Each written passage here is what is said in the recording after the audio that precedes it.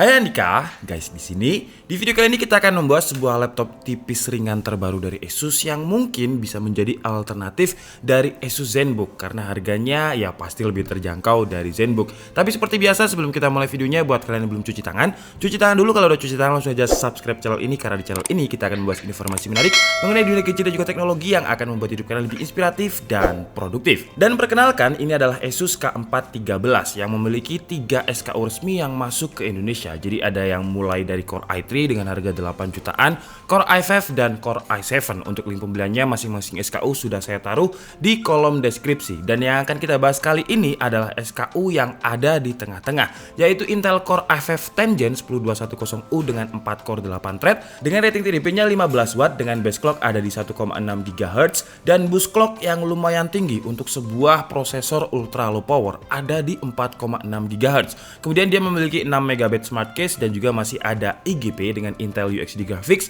yang bisa kita manfaatkan untuk fitur Intel QuickSync videonya. Jadi kalau misalkan kita gunakan untuk editing di Adobe Premiere Pro, proses encode dan juga decodingnya akan lebih optimal. Kemudian untuk memori RAM-nya 8 GB dual channel dengan speed 2400 MHz yang disolder di motherboard. Jadi sayangnya nggak bisa di-upgrade. Tapi untungnya dari factory-nya udah 8 GB dual channel bukan single channel. Jadi kalau misalkan kita gunakan untuk produktivitas ringan sampai medium dan gaming tipis-tipis, menurut saya 8 GB masih cukup lah ya. Kalau misalkan kalian gunakan untuk gaming yang berat-berat, salah segmen, kalian bisa beli Asus TUF ataupun Asus ROG, bukan K-series di VivoBook ini. Lanjut ke sektor storage. Untuk storage-nya berkapasitas 512 GB SSD NVMe dengan speed sekitar 1500-an Mbps dan masih ada satu slot M.2 lagi kosong kalau misalkan kalian pengen upgrade. Jadi untuk opsi upgrade-nya saya pikir nggak ada ya, tapi ternyata masih ada satu slot M.2 yang kosong. Jadi kalau misalkan kalian merasa 512 GB kurang, kalian bisa tambah lagi untuk SSD M.2-nya. Kemudian untuk graphic card-nya menarik banget karena dia udah pakai Nvidia MX 350 GDDR5 yang memiliki basic yang sama dengan GTX 1050. Jadi bagaimana performanya MX 350 ini kalau misalkan digunakan untuk gaming, kita lihat nanti di bagian performa. Kalau untuk desainnya, walaupun ini seri K, cuman menurut saya mirip ya dengan Asus VivoBook seri S dengan logo Asus VivoBook yang baru yang beda banget dengan Asus biasanya. Kalau saya sih lebih suka dengan desain yang baru ini karena terlihat lebih fresh, simple, dan menurut saya sih lebih elegan aja ya ketimbang tulisan Asus yang ada di tengah seperti versi sebelumnya. Cuman menurut saya sih ya terlalu mirip dengan seri S seperti S14. Mungkin pembedanya hanya ada di engselnya yang ergonomik. Kalau seri K ini tidak ada engsel yang ergonomik, sedangkan untuk seri S itu kalau misalkan kita angkat engselnya seperti ini, keyboardnya akan ngangkat sekitar 15 derajat agar pengalaman mengetik itu lebih nyaman. Kemudian untuk build quality di bagian layar ini menurut saya masih agak kerasa flexing karena mungkin Asus mengejar bobot yang ringan serta dimensi yang tipis. BTW untuk bobotnya ini sekitar 1,4 kg dengan dimensi ketebalannya itu sekitar 1,8 cm.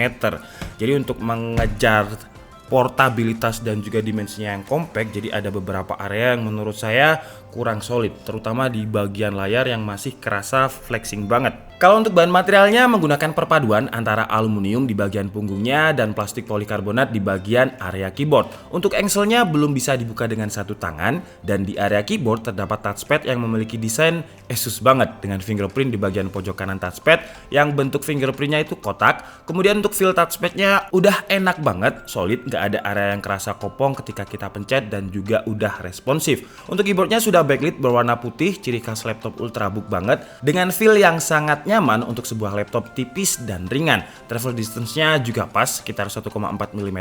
Feel tactile-nya dapet, tombolnya juga udah kerasa solid. Nyaman banget lah kalau misalkan kita gunakan untuk bikin script atau sekedar tabulasi data. Untuk tombol powernya masih menyatu dengan keyboard yang memang letaknya tidak tepat di atas backspace, jadi bisa minim lah kalau untuk typo antara tombol backspace dan juga tombol power. Cuman menurut saya kalau misalkan tombol powernya memisah dengan keyboard akan lebih baik lagi, karena saya ada pengalaman buruk tentang tombol power yang ada di keyboard. Karena dulu laptop saya keyboardnya ngejam atau rusak dengan tombol powernya menyatu di keyboard dan nggak bisa saya nyalakan, padahal yang rusak hanya keyboardnya aja, tapi karena tombol powernya menyatu dengan keyboard jadi nggak bisa nyala. Kalau misalkan dedicated tombol power mungkin di pinggir atau ada tombol eksklusif sendiri ketika keyboardnya ngejam, saya masih bisa menyalakan laptopnya. Lanjut ke sektor layar. Untuk layarnya udah bezeless di sisi frame kiri dan kanan. Untuk frame atas dan bawah lebih tebal dengan 84% screen to body ratio. Dan untuk layarnya memiliki spesifikasi 14 inch dengan resolusi Full HD. Panelnya IPS level dari BOE dengan panel ID-nya NT140FHM N44. Yang menurut saya ini adalah IPS level yang ke TNT-an karena viewing angle-nya menurut saya agak kurang baik kalau misalkan kalian terbiasa melihat layar panel IPS. Jadi kalau kita lihat dari kanan, kemudian kiri, kalian bisa lihat ya perubahan warnanya, apalagi kalau atas bawah itu malah kerasa warnanya itu jadi pudar banget. Jadi walaupun IPS level tapi menurut saya agak kurang sih ya di Asus K413 ini. Kemudian untuk tingkat saturasi warnanya 45% NTSC atau sekitar 60% sRGB. Jadi kalau menurut saya dari sektor layar untuk yang Core i5 ini standar banget. Nggak jelek sebenarnya, cuman ya standar banget. Saya nggak tahu yang Core i7 itu pakai IPS beneran atau IPS level. Cuman untuk yang Core i5 ini menurut saya layarnya mungkin karena harganya murah, jadi layarnya ini dikorbankan. Harganya berapa nanti aja di bagian kesimpulan. Lanjut untuk konektivitas, untuk WiFi-nya udah menggunakan Intel AX201 Wi-Fi 6 dual band dengan channel bandwidth 160 MHz. Bluetooth-nya juga udah pakai versi 5. Kemudian untuk port I/O-nya di sebelah kanan terdapat 2 buah USB 2.0 dan slot micro SD card. Di sebelah kirinya terdapat input power HDMI, USB Type A 3.1, USB-C 3.0 dan audio jack combo. Tidak ada USB-C Thunderbolt di K-series varian SKU Core i5 ini. Kemudian kalau untuk audionya menurut saya udah keren banget, walaupun ini bukan ZenBook tapi audionya udah dituning oleh Harman Kardon yang suaranya biasanya ya penyakitnya laptop tipis dan ringan, speakernya itu asal ada lah, jadi asalkan ada suaranya gitulah. Cuman di seri K413 ini enggak, jadi suara Harman Kardonnya di sini bener-bener mirip seperti ZenBook. Jadi suara bassnya ada, sound stage-nya jelas untuk sebuah laptop yang tipis dan ringan. Kira-kira seperti ini suaranya.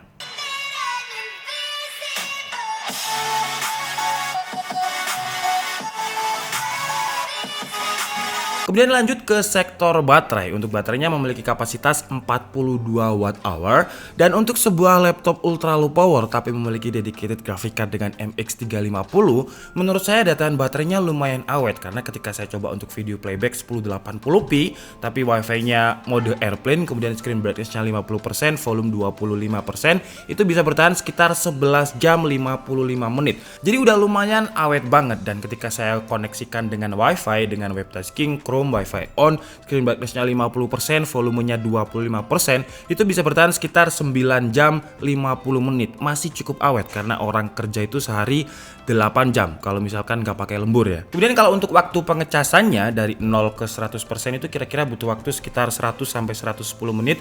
Jadi ya kira-kira 2 jam lah dari 0 sampai penuh. Kemudian untuk sistem coolingnya menggunakan single fan dengan single heat pipe, dengan fan atau pembuangan panas itu dibuang ke belakang ke area keyboard dan layar. Dan untuk temperatur suhunya ketika max load seperti apa, kita langsung aja masuk ke uji performa. Pertama seperti biasa kita run Cinebench R15 sebanyak 10 kali di mode power window-nya itu best performance dengan kondisi laptop dicolok atau plug-in, dan hasilnya di running pertamanya mendapatkan skor 565 dan kita load 10 kali ini skornya tidak ada yang di bawah 500. Kemudian untuk suhu temperaturnya ketika skenario paling mentok rata kanan best performance plug-in ini untuk suhu temperaturnya bisa mencapai 93 derajat Celcius, masih cukup dingin karena itu adalah Cinebench R15 loop 10 kali dengan mode rata kanan yang kalau misalkan kalian gunakan untuk keperluan sehari-hari nggak mungkin sampai 93 derajat Celcius. Kemudian di skenario kedua tetap power window-nya best performance tapi sekarang kondisi laptopnya tidak kita colok atau on battery.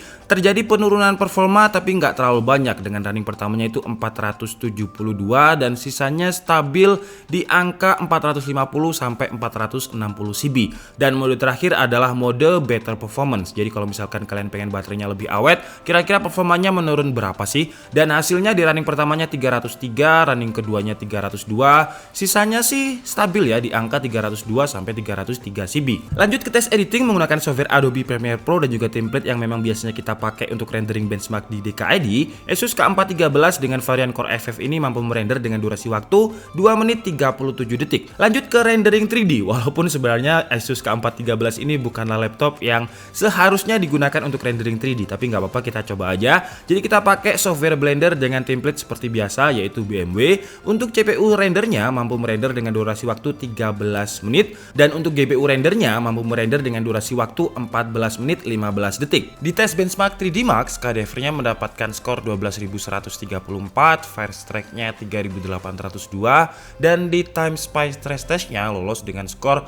98,5% dengan suhu GPU yang ada di bawah 70 derajat Celcius. Lanjut ke tes gaming, pertama kita coba dulu di game casual tapi kompetitif yaitu Valorant dengan settingannya resolusi Full HD, grafiknya mentok kiri atau very low dan hasilnya untuk average FPS bisa mendapatkan di atas 100. Jadi kalian masih sangat bisa dengan nyaman untuk memainkan game Valorant dengan suhu itu semua GPU dan juga CPU-nya di bawah 80 derajat Celcius. Game kedua kita coba di game GTA 5 dengan settingan yang sama, resolusinya Full HD, grafiknya mentok rata kiri very low dan hasilnya juga masih sangat playable untuk dimainkan dengan di atas 70 FPS. Nah, kalau di GTA 5 ini untuk CPU temperaturnya naik, ada di kisaran di atas 80 derajat Celcius. Lanjut ke game AAA yaitu Assassin's Odyssey dengan settingannya sama juga, resolusi Full HD, grafiknya mentok rata kiri very low dan hasilnya masih bisa dimainkan lah, karena menurut saya FPS yang masih enak untuk dimainkan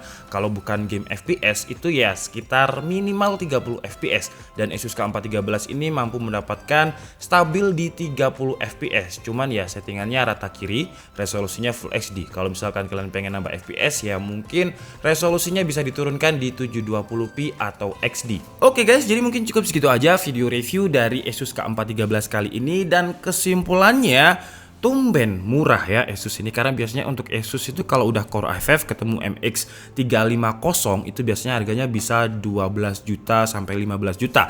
Nah, di varian K series K413 ini harga SRP-nya 10.799.000 atau 10.800.000. Tapi seperti biasa kalian bisa mendapatkan harga di bawah SRP. Untuk link pembeliannya seperti biasa kalian bisa langsung cek di kolom deskripsi. Jadi untuk yang Core i3 itu 8 juta, Core i5 10.700.000, yang Core i7 sekitar 12 juta. Jadi intinya kalau kita lihat dari perspektif yang lebih sempit dengan hanya melihat spesifikasi CPU, GPU, RAM dan juga SSD, 10.700.000 Core i5 10210U, MX 350, RAM 8GB, SSD 512 bisa dibilang murah lah ya. Tapi yang namanya murah pasti ada sesuatu yang dikorbankan. Apa yang dikorbankan dari Asus K413 ini seharusnya kalian udah tahu ya kalau kalian lihat layarnya tuh.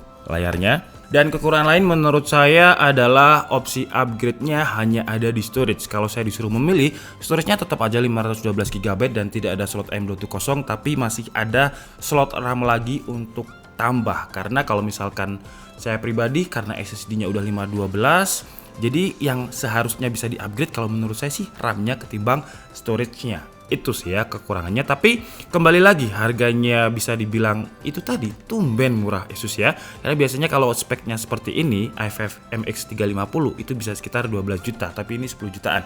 Jadi ya saya bisa memaklumi lah tentang apa yang dipangkas dari Asus K413 ini. Oke, jadi mungkin cukup segitu aja video kita kali ini. Saya minta maaf kalau ada kesalahan dalam penyampaian informasi. Seperti biasa, kalian bisa mengkoreksinya di kolom komentar. Saya Dika Setiabudi and see you on the next video. Bye bye.